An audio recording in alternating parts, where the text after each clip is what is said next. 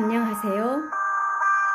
이 시대를 위한 특별한 진리인 현대 진리를 전하고 있는 에스더입니다.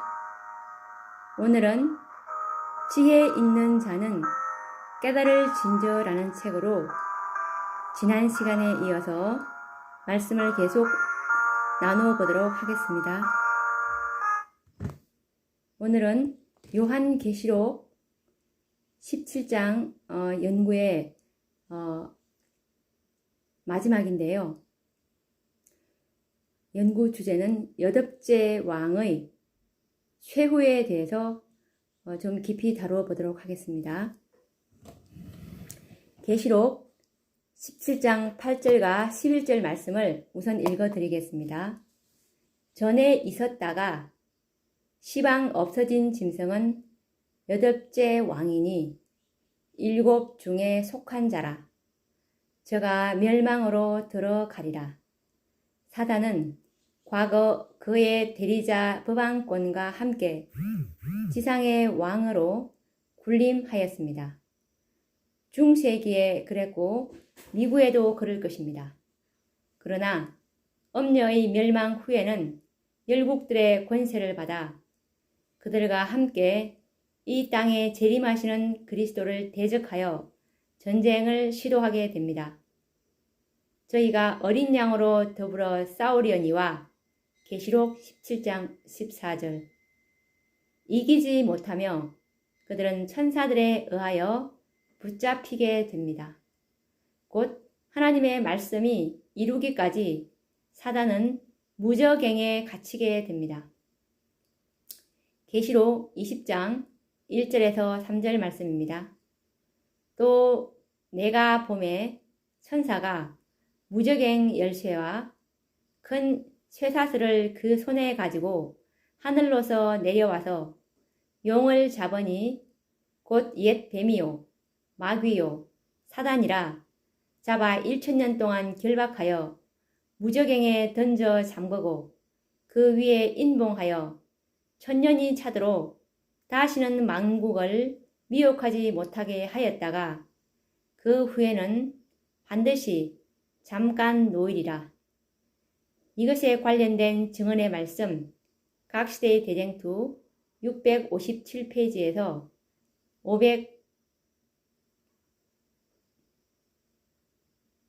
657페이지에서 668페이지에 관련된 말씀을 읽어드리겠습니다. 다시 읽어드리겠습니다. 각 시대의 대쟁투 657페이지에서 658페이지까지 말씀을 읽어드리겠습니다. 그리스도께서 재림하실 때 악한 자들은 온 지면에서 사라진다. 그들은 주님의 입의 기운으로 죽고 주님의 영광의 빛으로 멸망당한다. 그리스도께서 당신의 백성을 하나님의 도성으로 데려가심으로 이 세상에는 거민들이 없어진다. 무저갱이라는 표현은 땅이 혼돈하고 암흑한 상태로 되어 있는 것을 나타내는 것임이 다른 성경절들에 의하여 명백해진다. 이 말씀은 창세기 1장 2절에 나와 있는데 그리고 또 다른 증언의 말씀 각시대의 대쟁투 659페이지의 말씀입니다. 이곳이 사단과 악한 천사들이 1000년간 거할 곳이다. 사단은 지구에 갇혀서 다른 세계에 접근하여 결코 타락한 적이 없는 자들을 유혹하고 괴롭힐 수 없게 될 것이다. 그가 결박당한다는 것은 이러한 의미에서 하는 말이다. 그리고 각시대의 대쟁투 660페이지 말씀도 읽어드리겠습니다. 1000년간 사단은 그 황폐된 땅에서 방황하며 그가 하나님의 율법을 거스려 반역한 결과를 바라본다.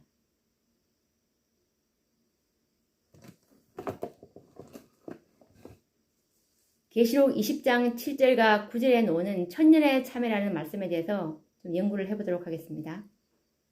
우선 계시록 20장 7절에서 9절 말씀을 읽어드리겠습니다. 천년이 참회, 사단이 그 옥에서 놓여 나와서 땅의 사방 백성 곧 곡과 마곡을 미혹하고 모아 싸움을 붙이리니 그 수가 바다 모래 같으리라. 저희가 지면에 널리 퍼져 성도들의 진과 사랑하시는 성을 두름에 하늘에서 불이 내려와 저희를 소멸하고 성도들은 하늘에서 1000년 동안 왕노릇하며 지내다가 1000년이 차면 그리스도와 함께 이 지상으로 내려올 것입니다. 그때 잠자던 악인들이 형벌을 받기 위해 무덤에서 부활할 것입니다. 그 무리의 수요는 글자 그대로 바다의 모래와 같이 많은 무리가 될 것이며 이때 사단은 또다시 만국을 미혹하여 하나님을 대적하는 일을 할 것입니다. 악한 자들은 사단의 미혹을 받아 그에게 최상권을 주며 추종하여 따를 것입니다. 이때가 바로 사단이 이 지상에서 또다시 왕이 되는 순간입니다. 곧 계시록 17장 11절에 예언된 8째 왕이나 7에 속한다는 예언이 성취되게 됩니다. 각시대의 대쟁투 662페이지 말씀을 읽어보겠습니다. 그리스도께서는 1000년 끝에 다시 지상으로 돌아오신다. 그분은 구속받은 무리들과 수행하는 천사들과 함께 오신다. 놀라운 위엄으로 내려오실 때 그분께서는 죽은 악인들에게 형벌을 받기 위하여 일어나라고 명령하신다. 그들은 바다의 모래와 같이 셀 수 없는 큰 무리가 되어 일어난다. 각시대의 대쟁투 663페이지 말씀도 읽어드리겠습니다. 이제 사단은 최상권을 위한 마지막 큰 싸움을 준비한다. 그의 세력을 빼앗기고 기만하는 일을 하지 못하게 되었을 때 그 악의 왕은 비참해지고 기가 꺾여 있었다. 그러나 악인들이 부활하여 그 수많은 무리들이 그의 편이 되어 있는 것을 보게 되자 그의 희망은 되살아난다. 그는 대쟁투에 항복하지 않으리라고 결심한다. 그는 잃어버린 자들의 모든 군대를 그의 군기 아래 모으고 그들을 통하여 자기의 목적을 달성하고자 노력한다. 그 악인들은 사단의 포로들이다. 그들은 그리스도를 거절함으로써 반역의 두목의 지배를 받아왔다. 그들은 사단의 제안을 받아들이고 그의 명령에 복종할 준비가 되어 있다. 그는 그들을 지휘하여 성도들의 진을 공격하여 하나님의 성을 빼앗고자 계획한다. 악마 같은 광휘로 그는 사망에서 부활한 무수한 많은 무리를 가리키면서 자신을 그들의 지도자라고 주장하고 그가 그 성을 탈환하여 자기의 보좌와 나라를 회복할 수 있다고 말한다. 각시대의 대쟁투 664페이지 말씀도 읽어드리겠습니다. 사단은 그의 부하들과 의논하고 그 다음에는 왕들과 정복자들과 강력한 사람들과 상의한다. 그들은 자기들 편에 속한 자들의 수요와 세력을 보고 그들에 비하여 성 안에 있는 군대의 수가 적으므로 쉽게 승리할 수 있다고 주장한다. 그들은 새 예루살렘의 부와 영광을 빼앗기 위하여 계획을 세운다. 전원이 즉시 전투 준비를 개시한다. 숙련된 기술자들은 무기를 제작한다. 무훈이 혁혁한 군대의 지휘관들은 호전적인 무리들을 중대와 사단으로 나누어 배치한다. 드디어 진군 명령이 내린다. 셀 수 없이 많은 대군이 행진을 시작한다. 그것은 일찍이 어떤 정복자도 소집한 일이 없는 대군, 이 지상에 전쟁이 있어 온 이래 각 시대의 모든 군대를 모두 합할지라도 비교될 수 없을 정도의 큰 군대이다. 가장 강한 전사인 사단이 그 군대를 진두지휘하고 악한 천사들이 그 마지막 전투에 힘을 합한다. 왕들과 전사들이 그를 쫓고 여러 군단으로 이루어진 큰 무리가 각 지휘관들의 명령 아래 그를 따른다. 이처럼 사단은 여덟째 왕이 되어 악인들을 충동하여 거룩한 성을 공격하려고 전쟁을 준비할 때 성 안에서는 하나님의 아들 그리스도의 대관식이 하늘 거민과 구속함을 받은 의인들과 모든 악인들 그리고 온 우주의 모든 피조물이 보는 가운데서 거행된다. 이에 관련된 증언의 말씀 각시대의 대쟁투 665페이지에서 666페이지 말씀을 읽어드리겠습니다. 하나님의 아들의 마지막 대관식은 하늘과 땅의 모든 거민이 모인 가운데 행해진다. 그리스도가 만왕의 왕이요 만주의 주가 되신다는 사실을 온 우주와 하늘과 땅 그리고 영원히 멸망당할 악인들까지도 보아야 할 것이다. 악인들은 전쟁의 기운으로 광분되어 있는 상황 중에서 성 안에서 벌어지는 영광스러운 그리스도의 대관식을 보게 됩니다. 일순간 그들은 그 영광스러운 광경에 압도당하게 됩니다. 그때 그리스도께서는 그들에게 구속의 파노라마를 보여주실 것입니다. 하나님의 자비를 거절하고 아들의 죽으심을 멸시하여 구원받기를 거절한 자신들의 생애가 파노라마처럼 전개되는 것을 보게 될 것입니다. 이에 관련된 증언의 말씀 각시대의 대쟁투 666페이지 말씀을 읽어드리겠습니다. 기록책들이 펼쳐지자마자 예수님의 눈은 악인들을 주목하신다. 그때 그들은 그들이 지금껏 범한 모든 죄를 깨닫는다. 그들은 그들의 발이 어디에서부터 순결과 성결의 길에서 벗어났는지, 그들의 교만과 반역이 그들을 얼마나 심하게 하나님의 율법을 범하게 하였는지 깨닫게 된다. 그들을 죄에 빠지게 한 매혹적인 시험을 받은 것, 축복을 무시한 것, 하나님의 사자들을 모욕한 것, 경고를 거절한 것, 완고하고 회개하지 않는 마음으로 자비의 물결을 물리쳐 버린 것, 그 모든 것들이 마치 불로 기록된 문자와 같이 나타난다. 보좌 위에 십자가가 나타난다. 그리고 아담의 유혹과 타락, 그 후에 계속적으로 전개되는 위대한 구속의 경륜의 장면들이 마치 파노라마처럼 펼쳐진다. 사단과 악인들은 자신들의 선택의 결과로 멸망을 당한다는 사실을 분명히 깨닫고 하나님의 자비와 공의를 시인하게 된다.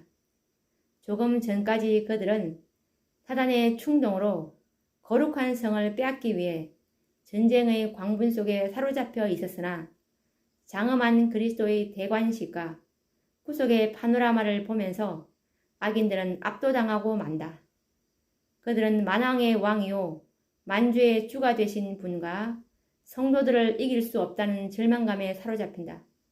드디어 악인들은 지금까지 자신들을 충동하고 기만하던 사단과 그의 대리자들인 엄녀와 엄녀의 딸들, 곧 거짓 선지자들에게 속은 것을 깨닫고 오히려 그들에게 달려들 것이다.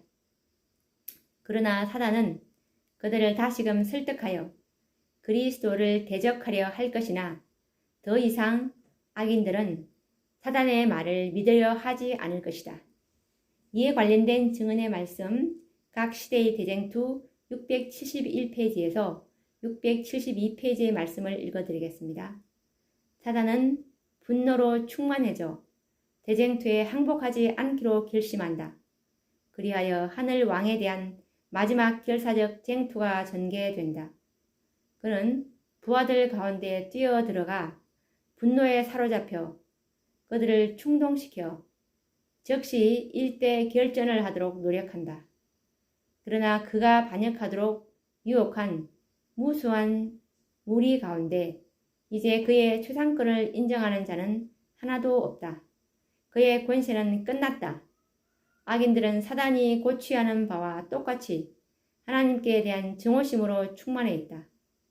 그러나 그들의 처지가 절망적이라는 것과 그들의 여호와를 결코 이길 수 없다는 것을 안다. 그들의 그 분노는 사단과 기만에 있어서 그의 대리 역할을 해왔던 자들을 향하여 폭발된다. 그들은 악마와 같은 분노로 사단과 그 대리자들에게 달려든다. 이리하여 여덟째 왕 사단의 권세는 이것으로 끝이 나고 그를 위하여 준비된 불못으로 들어가게 되는 것입니다. 계시록 20장 9절에서 10절 말씀을 읽어드리겠습니다.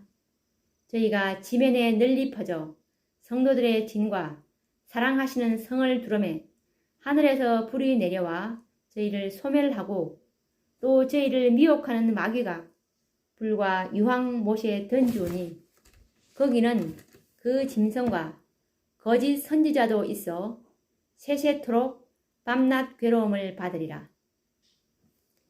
그러면 성경이 말하는 지옥이 어떤 것인지 한번 알아보도록 하겠습니다. 계시록 20장 14절에서 15절 말씀입니다. 사망과 음부도 불못에 던지우니 이것은 둘째 사망 곧 불못이라.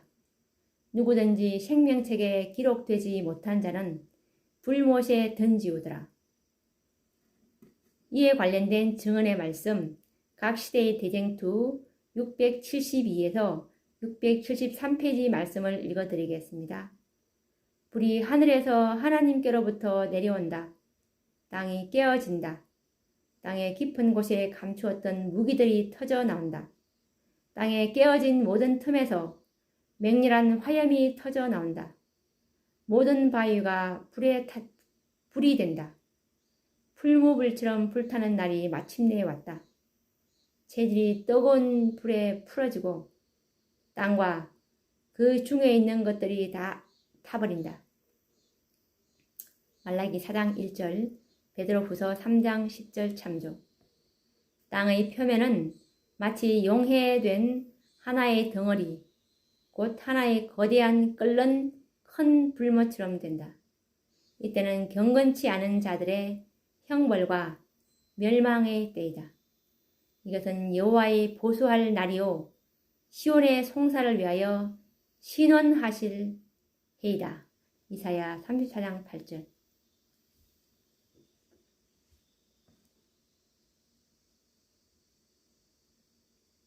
이렇게 해서 죄와 사망은 끝이 나게 됩니다. 이에 관련된 증언의 말씀 각 시대의 대쟁투 672페이지 말씀을 읽어드리겠습니다. 여호와께서 만국을 향하여 진노하시며 그들의 만군을 향하여 분내사 그들을 진멸하시며 살육해 하셨도다. 이사야 9장 5절, 34장 2절. 악인에게 그물을 내려치시리니 불과 유황과 태우는 바람이 저희 잔의 소득이 되리로다. 시편 11장 6절. 불이 하늘에서 하나님께로부터 내려온다. 땅이 깨어진다. 땅의 깊은 곳에 감추었던 무기들이 터져 나온다. 땅의 깨어진 모든 틈에서 맹렬한 화염이 터져 나온다. 모든 바위가 불이 된다. 이에 관련된 증언의 말씀 각 시대의 대쟁투 678페이지 말씀입니다. 대쟁투는 끝났다. 죄와 죄인들은 없어졌다. 온 우주는 깨끗해졌다. 오직 조화와 기쁨의 맥박만이 온 우주의 만물을 통하여 고동한다. 생명과 빛과 환희가 만물을 창조하신 분에게서 끝없이 넓은 우주로 퍼져나간다.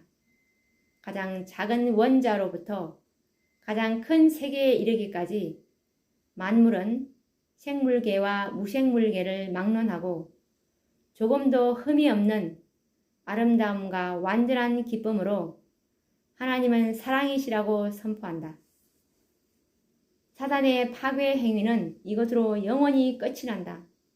6천년 동안 사단은 불행과 슬픔으로 땅을 충만케 하였고 온 우주를 슬프게 하였다.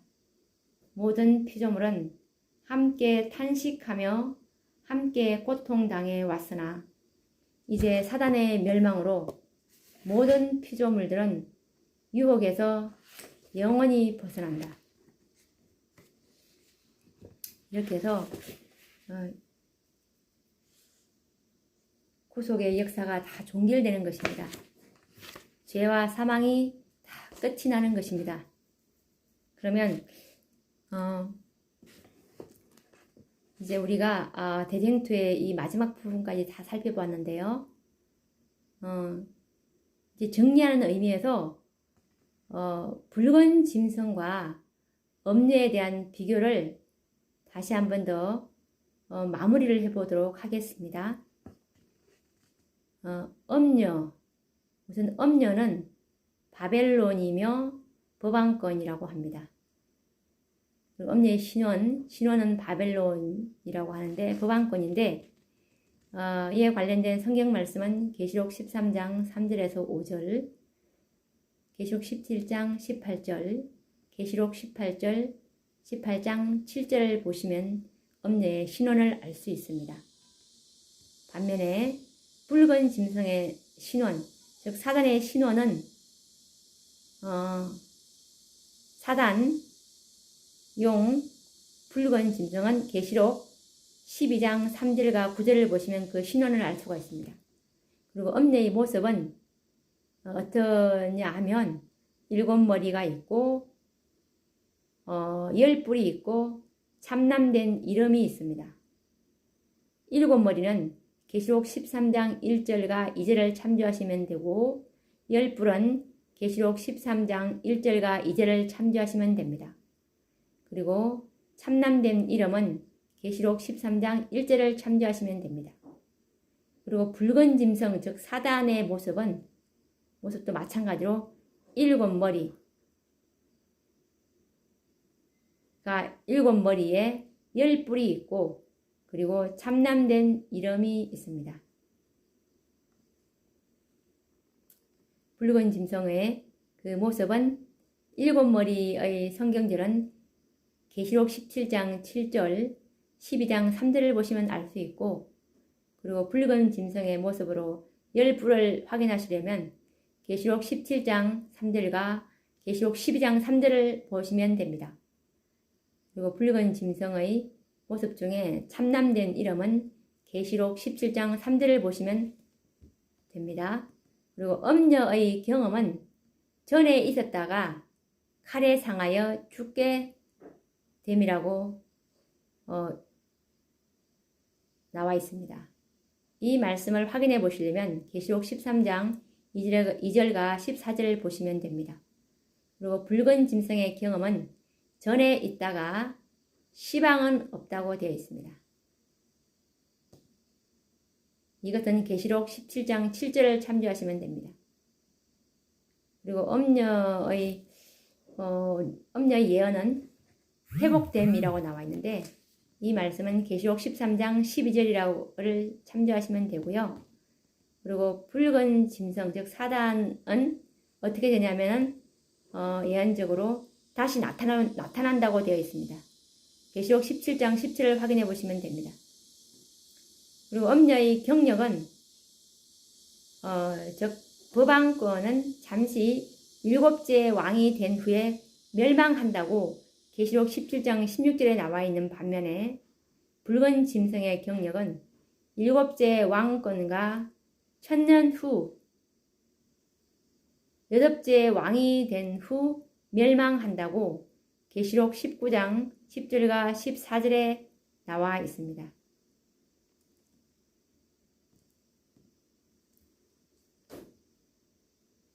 그리고 엄녀의 종말은 재림 직전 붉은 짐승과 10뿔에 의해 멸망한다고 계시록 17장 16절에 나와 있습니다. 그런데 붉은 짐승의 종말은 재림 후 1000년이 지나 무적행, 즉 지구에서 나온 후 멸망한다고 계시록 17장 8절에 나와 있습니다.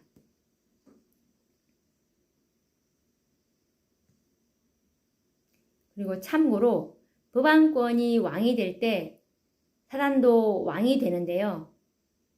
화이 주석 다니엘 7장 25절의 말씀을 보시면 정확히 확인할 수 있습니다. 한번 읽어드리겠습니다. 나의 대리자를 통해서 나는 내 자신을 높일 것이다. 하나님이 제정한 안식일 준수를 못하게 하므로 나는 하나님의 율법을 멸시할 것이다. 나와 너 사이에 너희 대대의 표징이라는 말을 나의 안식일, 즉 일요일에다 적용하도록 할 것이다. 이렇게 함으로 세상은 나의 것이 될 것이다. 나는 세상의 왕이 될 것이며 땅의 통치자가 될 것이다. 화이트주석 다니엘 7장 25절. 이렇게 해서 법왕권이 왕이 될 때 사단도 왕이 된다는 의미가 이런 뜻이 되는 것입니다.